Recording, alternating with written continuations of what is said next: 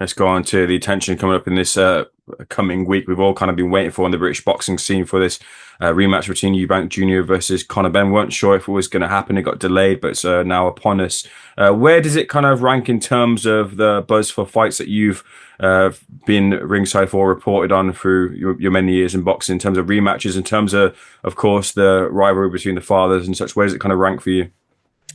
I'll be totally honest with you. I have a feeling and an instinct that it will grow through the week, that it will resonate through the week.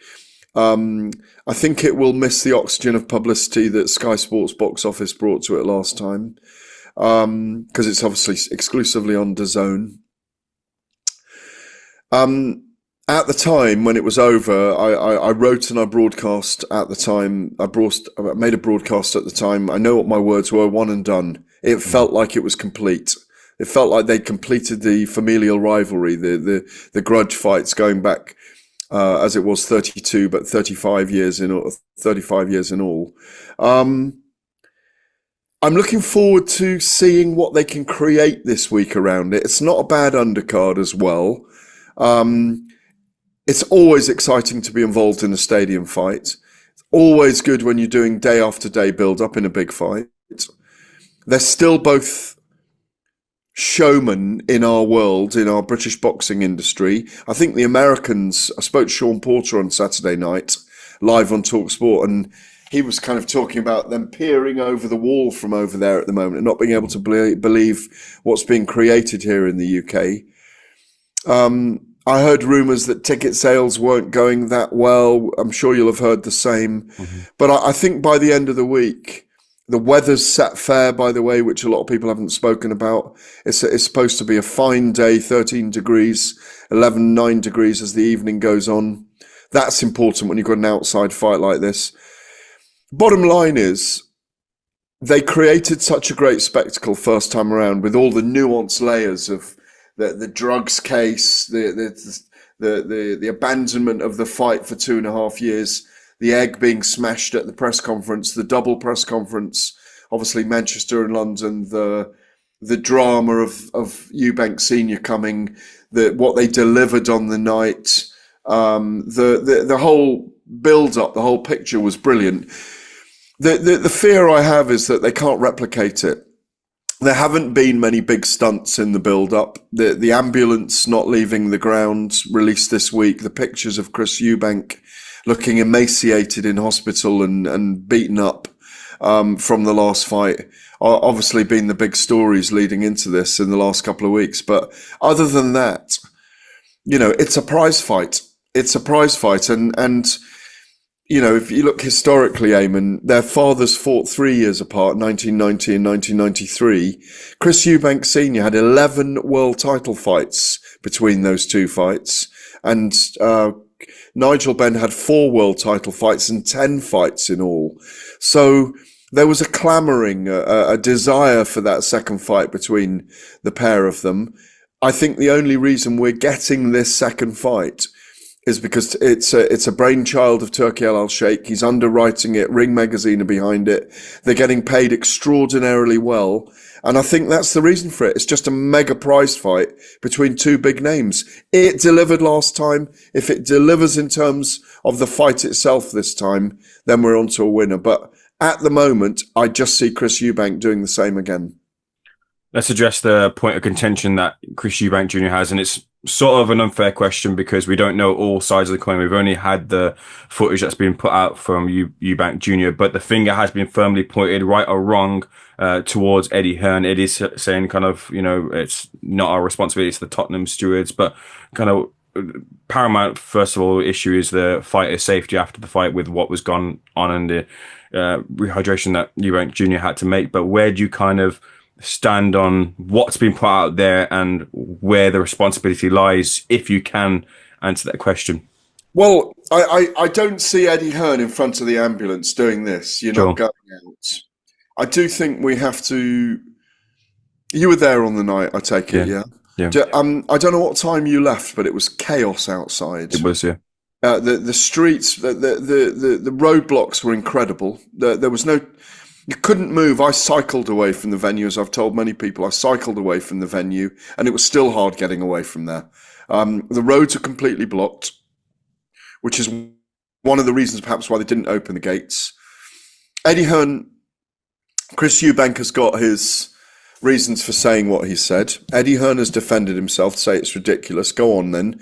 Tell the public, make the statement in public that it was me or Matchroom that stopped you leaving.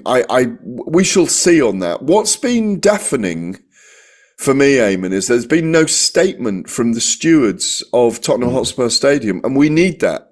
We need to know. There needs to be an investigation, or certainly some digging into what happened that night on those gates, because there were people running it. They do it regularly. They have crowds of 60, 70,000 there all the time. They have ambulances there, I'm sure, the entire time. So it would be good to know, and then it will clarify Eddie Hearn's position and stance once we get a statement from Tottenham Hotspur Stadium. Now, it must be ongoing and being investigated. The boxing border controller involved as well. As we know, Robert Smith is looking into those statements as well. As you know, as you said quite rightly, the safety of the boxers is paramount. So that's where the boxing border control come in. But for me, there's the lack of a statement, or the lack of a piece of evidence from the gates themselves, from the people controlling the gates, is the odd one out for me here. We should get it this week, and we will all be asking that question this week. Let's wait and see on that one. There's an interesting little bit between the two fighters in that Troy Williamson is or has sparred both Chris Eubank Jr. and Conor Benn. You might think that, well, and he's put out and said, look, don't point your finger at me. And Troy's a trustable kind of guy. I'm just there getting my sparring in as well too. But the little thing to add on top of that is his last fight, I believe, was managed or advised by Napa, who's firmly in Eubank Jr.'s team. So is that a sort of advantage towards Eubank Jr. in terms of this new Conor Benn that we're expecting one to fight without emotion, as to get a barometer from Troy as to how he might approach the fight? Troy's not picking a winner, though, is he? I don't know, I said his name 3 times there, but he's not picking a winner in the quotes that I've seen. He said it's too hard to pick. It'll be another great battle. That's in front of the scenes, but what about behind the scenes, Gareth? We've seen the lack of emotion this time. We saw it on I don't know if you've seen it yet, but the face-off with Benn and Eubank on DAZN. Benn is now dealing well emotionally with being called a drug cheat by Chris Eubank. It's not getting a rise out of him. The target this time for Chris Eubank has been Eddie Hearn, hasn't it? He's very much targeted him. Can Conor Benn not be emotional? I like him fighting with emotion. I think he has to make this a dogfight. He has to make it a rough and ready fight, a roughhouse brawl, a fight, not a boxing match. Because I don't think he beats Eubank. He doesn't beat him 2 times out of 20 in a boxing match, but he has much more of a chance if they take it to the well again, like they did last time. Look how quickly he recovered after that first fight in April. He was the all-conquering king when he turned up at Times Square with all the Americans, and his stock had risen. It was almost like he'd won, and he barely looked like he had a mark on him a week later. It took a lot out of Chris Eubank, and I think Eubank under Bomac this time, Brian McIntyre, is probably going to try and get behind his jab earlier and make the feeling out process a bit longer, whereas Conor Benn will probably want to get into the war as soon as possible again. Doesn't suit Conor Benn to sit back, in my view. He's got to try and exhaust the older man by 8 years and take it out of him. That's where I see his opportunity. Otherwise, I see a similar kind of fight, and Chris Eubank winning by 8 rounds to 4 again, 7 rounds to 5.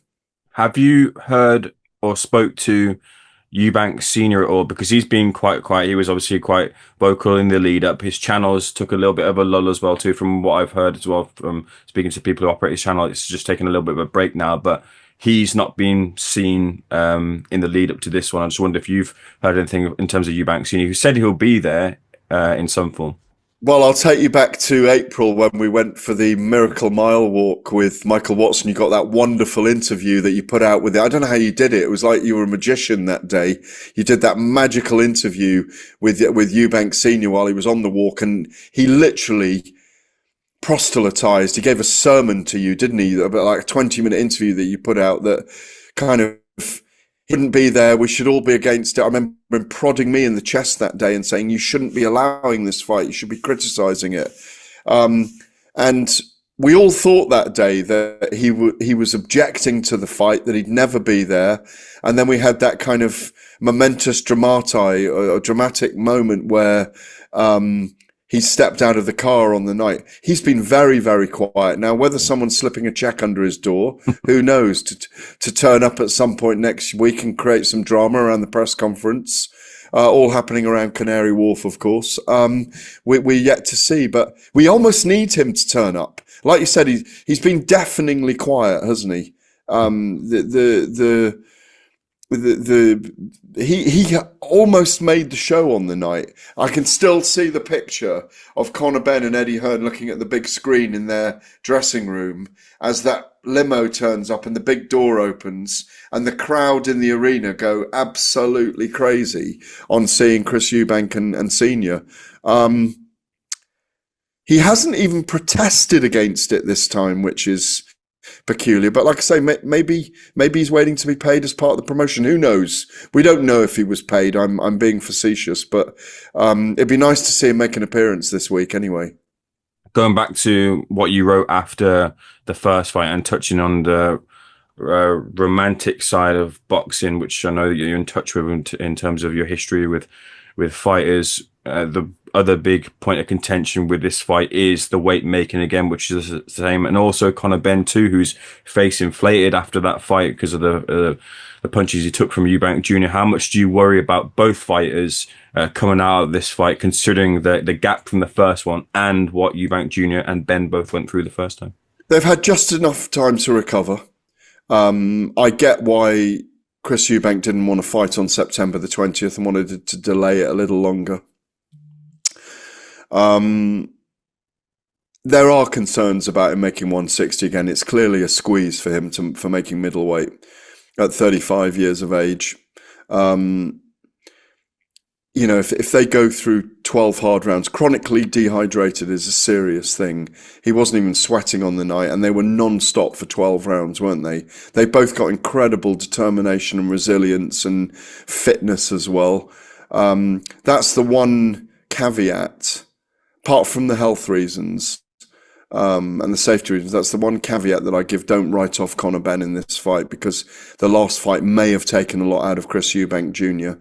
Some sages within the sport, some knowledgeable people believe it probably has done, which gives Conor Benn a better chance this time. And that is an argument that you can make a strong case for.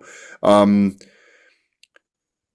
bottom line, Eamon, is that they've agreed to the 160 and the same conditions, because I think they signed a 2-fight deal with all the same conditions, but it sounds like they haven't been able to change them this time around. It's going to be, well, let's see if he makes the weight or not. Let's see if he takes the fine again this time. I don't think he intended to last time. I mean, obviously, Conor Benn's crowing over the fact that he managed to buy a Rolls Royce with that money, that extra money, which we've seen them making light of and making fun of. But I sincerely hope he's made the weight cut more cleverly this time. And if there are issues with it, then just stay over the weight and pay the fine. I'm not saying this is my opinion, but I do want to challenge the narrative a little bit, because if Eubank Jr. wants to claim, obviously, about what he's gone through, which he did go through, I'm not doubting that, but if he wants to kind of champion the problems and this not being a thing that should be done in terms of him making the rehydration clause, but then he's accepting whatever additional money to take the rehydration clause, can he play victim at the same time in the same sentence if he's essentially accepting all the risks that come with the money that you're getting to make that weight? Well, I've said it over and over again in not too many times, but certainly since the press conference to build this. when was it? 7, 8 weeks ago. He plays victim and villain very well, and it's his game. It's a very clever game, and he's so articulate that he can play it cleverly. But on the one hand, he is playing villain, and on the other hand, he is playing victim. And like you say, the juxtaposition of those two things makes him a hypocrite in a certain sense, doesn't it? That he should probably, in terms of his own safety, go ahead and get his team to negotiate and say, I will not fight unless I'm allowed to make whatever it is, 175. Well, what is it? 170 is allowed to make, isn't it? That's right. £10 rehydration. Yeah, I mean, he should be allowed an extra £2 or £3. There's no question about it. Or maybe 10%, so 176. But he is a much, much bigger man than Conor Benn. It's part of the jeopardy and the uniqueness of this sport that you can get away with putting a clause in a contract. It's just sparked my memory, to digress slightly, that when Nigel Benn and Chris Eubank fought for the second time, one of the failings in that contract by Don King, you'll know what I'm going to go and say now, was that Don King would promote the winner and the loser after the fight. What he forgot to do was put in that he would promote both if it was a draw, so he never got to promote them both after putting the fight on at Old Trafford with 47,000 people. But the bottom line is that this is a prize fight, literally. And, like I said, there is a degree of hypocrisy from Chris Eubank. He wants to earn big, so he's taking the conditions of the contract that's set in front of him. If he did want to negotiate less money, which is probably what would happen, they probably could change the contract. But we are where we are, and this is definitely something to raise during the week. It's definitely a big talking point for the week. Something that just popped in my head. We were talking about buzz and the difference between the first fight and the second fight. One is we've seen it. Two is also the egg got thrown in the first press conference, and that blew up amazingly. The papers. Amazingly. Absolutely.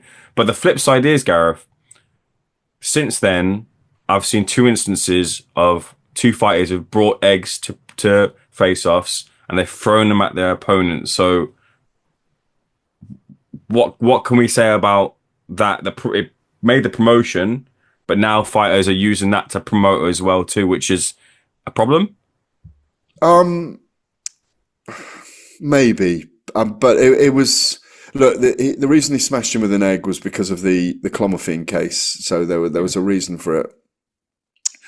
And obviously all the egg jokes and that he'd eaten too many eggs and all these kind of things. And obviously Conor Benn never ever once used that as a get out or an excuse for why he tested positive twice for clomiphene. In a weirdly aborted 2.5-year case that will probably never be fully explained. Even though he's been cleared, in inverted commas, of the scenario. So, Conor does say that he will eventually. I hope so. Yeah. I hope so. I do also. There's still a cloud hanging over it, whether you like it or not, whether he likes it or not. There's still a cloud hanging over it. And, and that wasn't helped by the way that back in October 2022, was it 23? October. When was the original fight? October. I remember when you went up to get a comment from him and he sort of like batted your microphone. That was 23. That was after the case. But no, what I'm saying is that the deal behind the scenes, like you're saying about the rehydration clause, if you go back to the original fight, Chris Eubank was aware of the tests, if you recall, and was still going to go ahead with the fight. Mm-hmm. When he was under Sauerland, that they had done a deal for the fight to go ahead because they believed it was a big deal. So, it's exposed quite a lot of things about the veracity and and how money speaks in our sport. If it's a big fight, different things happen. But back to the egg scenario. What I'm saying is that basically when it's a big fight, everyone does their utmost to make sure it goes ahead. And that's what they're doing with this. They're two vastly different sizes of men. Let's not forget that. I mean, and I think at the press conference recently at Spurs for this, really did notice, not just in the 12 rounds they had in April, you really did notice at the press conference how much bigger Chris Eubank is than Conor Benn. I mean, they are really genuinely at least 2 weight divisions apart. The eggs, well, it's just gone into part of the folklore of boxing, hasn't it? You know, smash an egg on a guy's face and you make 10 million and it becomes a 70,000 sellout and you get an incredible fight from it. We need some emotion from Conor Benn this week. We need him firing on all cylinders. It needs to be more than just a payday for both guys. They need to deliver. They need to give us really good reasons for the fans to turn out and sell the fight this week along the course of 6 days. TalkSport are going to be there all week, involved in it. It's going to be, phenomenal in terms of being involved because we're left, right, and centre.